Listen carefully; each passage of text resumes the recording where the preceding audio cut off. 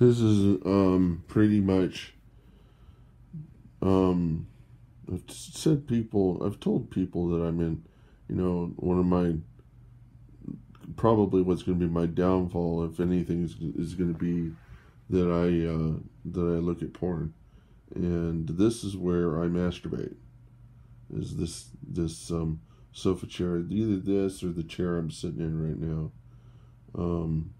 But this definitely. And what I do is I sit in the chair and I get completely reclined. And the reason why is because if you're going to be active in something like that, your heart rate's going to elevate, in order to reduce the amount of wear and tear on the heart.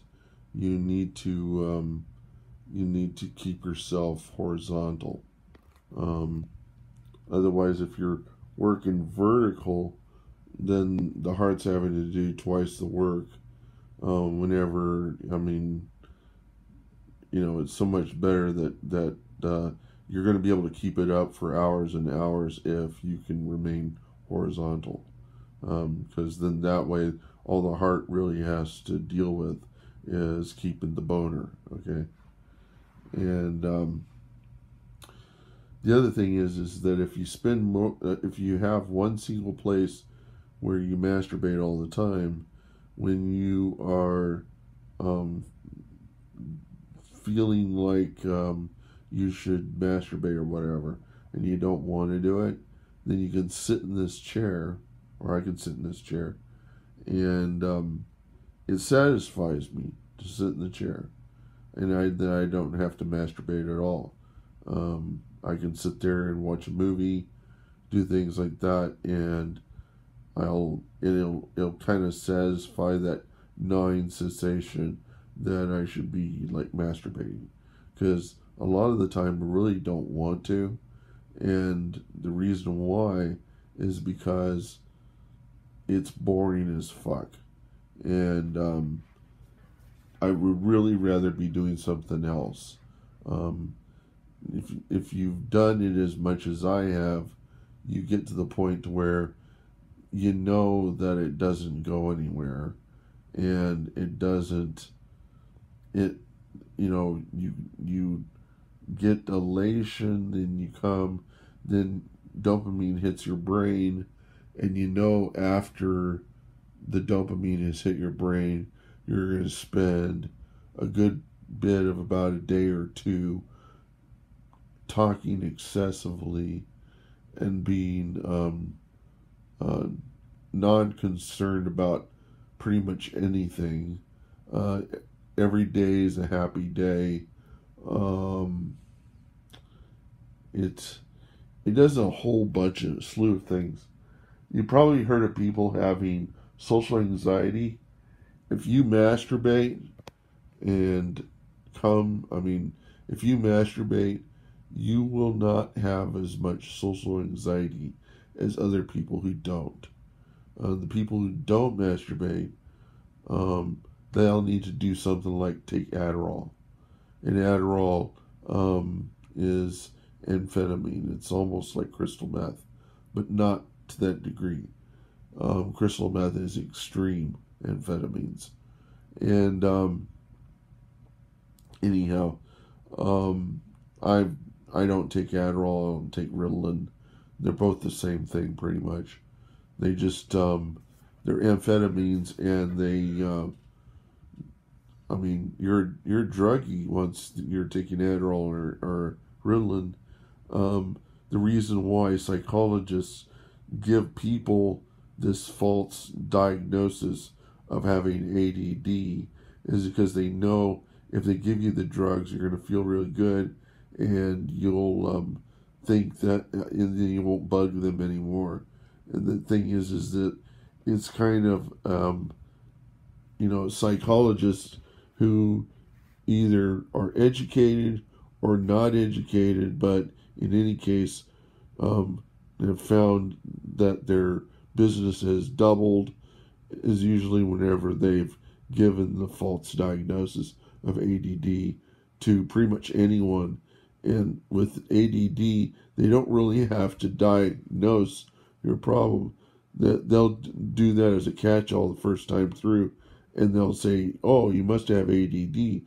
Just kind of like how some doctors, when people came in and they were sick, and they say, "Oh, you got Epstein-Barr," or it's an easy out for a doctor who's just, a patient comes in, they've got a problem, and then the doctor doesn't want to really deal with them, so they'll say, "Oh, here's some Ritalin. We believe you have ADD." So you take it back home, and you feel pretty good afterward, and then you don't come back to the doctor. Unless you really do have problems, then you come to the doctor and you say, this Ritalin stuff is not helping me at all. And then the doctor will actually diagnose you. But masturbation is the cheaper way out, and you don't really need to go to the psychologist to, I mean, if you're depressed and you masturbate, then you're gonna need the doctor to see you for something more. I take mood suppressants and antidepressants, and if I don't take them, then I'll be masturbating practically all the time, every day. But since I take them, I don't feel the need to really do it all the time, and so that's a little bit more control over my life to not have to do it all the time. Because for me, it's really a coping mechanism. It's how you can cope with anxiety and things like that. And in our society, our culture, they put stigmas on things like on sex and porn, and sometimes it's because of things that were said in the Bible. But keep in mind, pretty much anything is adultery. If you lust after your car, that's almost no different than lusting after another woman. So if I'm into porn and you're into cars, we're pretty much the same, either way, because we're both sinning and that we're pursuing stuff that can be put before you and God.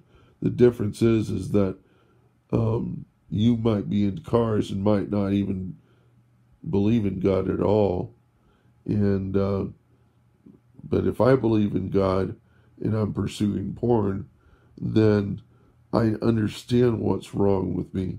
If you're pursuing cars and you don't believe in God, then you don't understand what's wrong with you. And the difference between us is that's basically it. And so you would have no reason to change, whereas I would really want to change. That's the difference between us. And that's kind of the difference between someone who is not a Christian and someone who is a Christian, is the need to want to change, okay? And to be aware of that.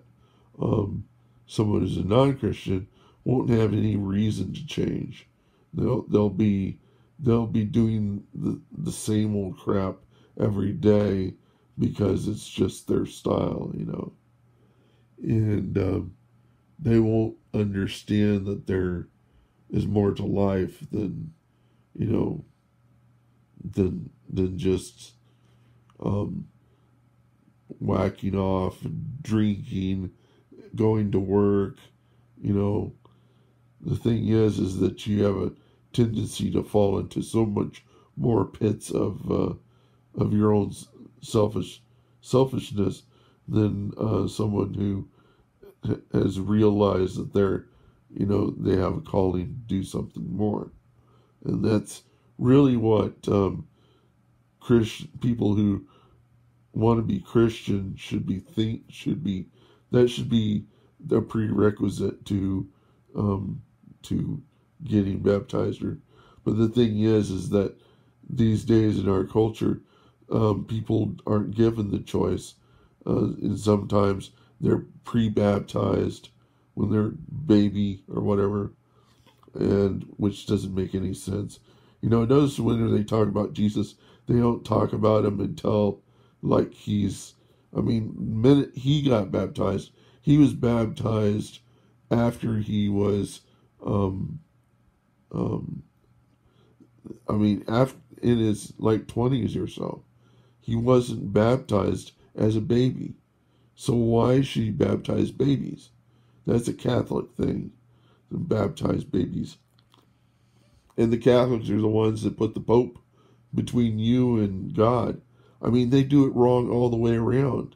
And that's the reason why everything's so screwed up, is that the Catholics have tried to mechanize the whole process of being Christian. And even if you have a Christian family and things of that nature, an upbringing and you're Catholic, um, I don't know if it's really as good as being brought into the world just being a humanist and not even messing with being Catholic or of any particular. I mean, if you grow up into a Christian family, that's good, but why baptize them as a baby? You know, that doesn't mean shit. You know, that doesn't. The baby is.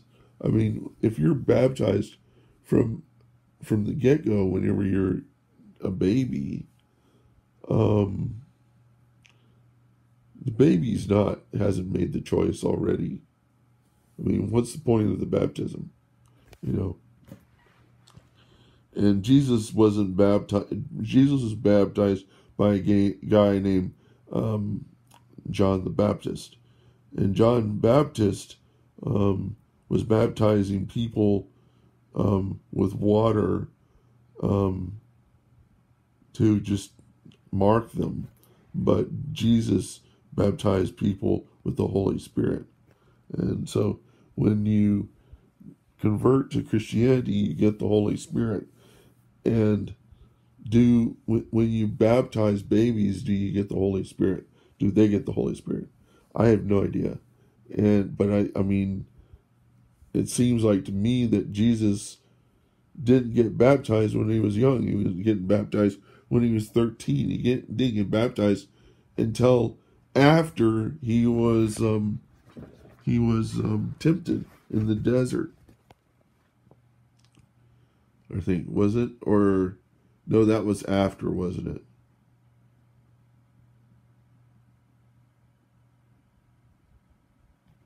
I don't seem to recall. I may have my P's and Q's out of order. But the thing is that it all came at a particular time.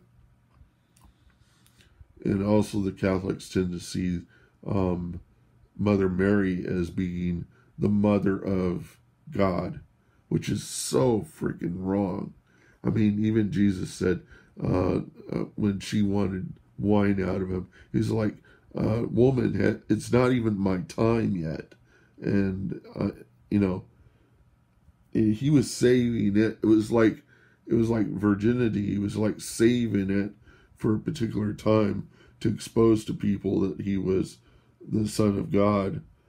And she was just, you know, taking advantage of the fact that he could do magic tricks, you know, for her. And she says, okay, do whatever he says, you know. And then he said, okay, fill these with water. And then he prayed to God and then turned them into wine.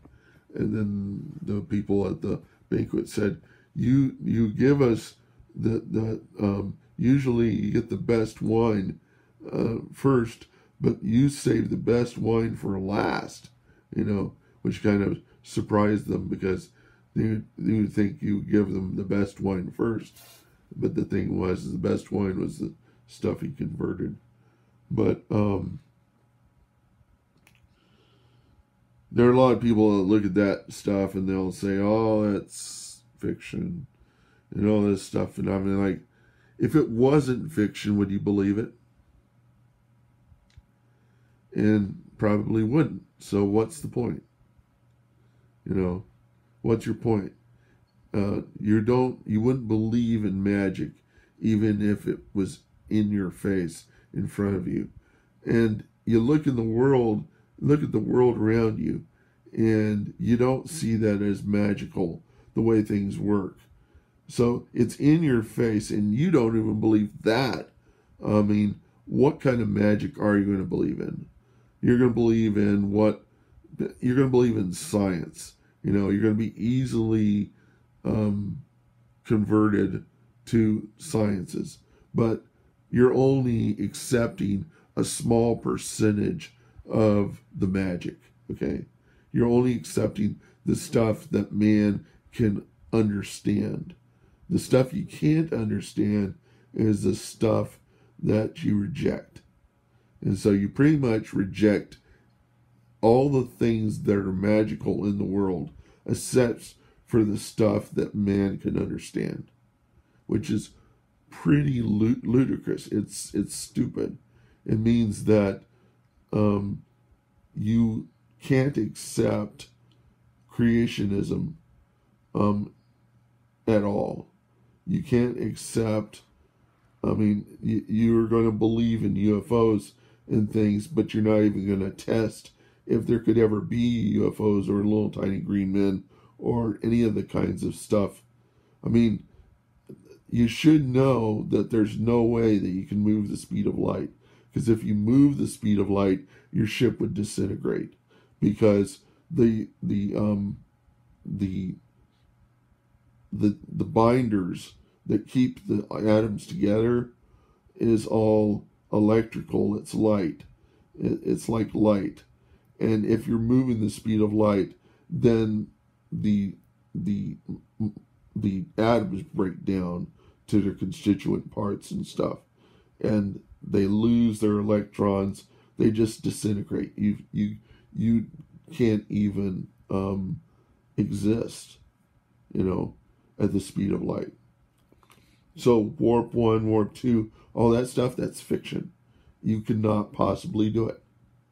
It's great in a science fiction story, but you'll never possibly do it. And how far are you going to get without going warp 2? Not very far. It's going to be closer. Your fiction, your story is going to be closer to Firefly than it is going to be Star Trek. Okay, and they're always coming up with explanations for things like being able to go into parallel dimensions, but really all the quantum physics stuff is the fact that they don't have tools to be able to actually precisely know where atoms are, where they can't track particles beyond a certain level.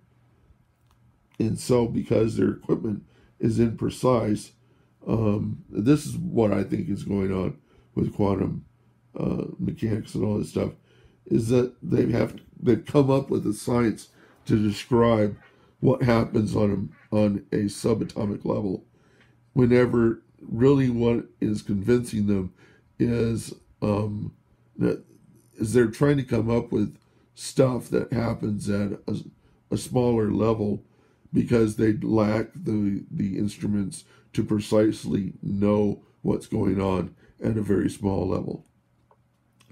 And so they're coming up with a whole science behind that, just because they've been able to rely upon the statistical behavior of how often a particle, I mean, if you have a particle that's bouncing off the walls, it's going to probably be in some area of that. It might hit stasis, and it might be able to stay bouncing around in the same area of the space. And then if you can rely on that and you can throw it into some other trajectory, and it's bouncing off the walls in a different way, then you can maintain two states. Then you would, if you could store something on those those particles bouncing around, if you could store a charge on them, then you can probably store memory in them. And that's what I think is happening with the quantum computers, is that they've figured out a way to store information on a subatomic level, or they've been able to do computing with things on a subatomic level. That's the only thing I can imagine. I don't know what they're actually doing, but a lot of science really seems to be not like magic, but more like hacking. It's like they've figured out some property that they've been able to manage, and if they can repeat it and prove that it consistently works, then they can engineer it. Okay. Same is true for anything that they do this way. But when they talk about DNA, they don't really understand how the DNA was made in the first place. What they're doing is they're hacking the DNA. They're using approaches that a hacker would to backward engineering a computer, to backward engineering our genetic makeup. And they don't know how we were created. And then people say, well, you can't believe in creationism. But the proof is that there's no way you can argue it any other way that we were created. They just don't want to believe that it's God. They want to believe it's aliens, But even aliens had to be created, okay? They didn't create themselves. So there's God in any case. You just don't exist to exist. There had to have been, and the system didn't just all of a sudden happen by random chance, okay? And that's the way people believe. And if you believe everything is by random chance, then you don't believe there's any order in the universe, okay? That there's no reason to feel that you can ever be more than you are. You don't believe that there's a magic, okay? And so you can see how much less romantic that is. It's going to be less romantic to not be a Christian than it will be to be a Christian, or to be somebody who believes that there is a higher power. And really the first step to being a Christian is to believe in there's a higher power and there's magic in the universe, and you can't describe it. And not even the people you look up to, the scientists, those people are likely Christian, and they will know it because they know they can't describe the magic that's in the universe. And so then it comes down to whether they believe there is a creator, or they believe it all, or to come up with some other explanation to refute that, okay? And that's kind of how it goes.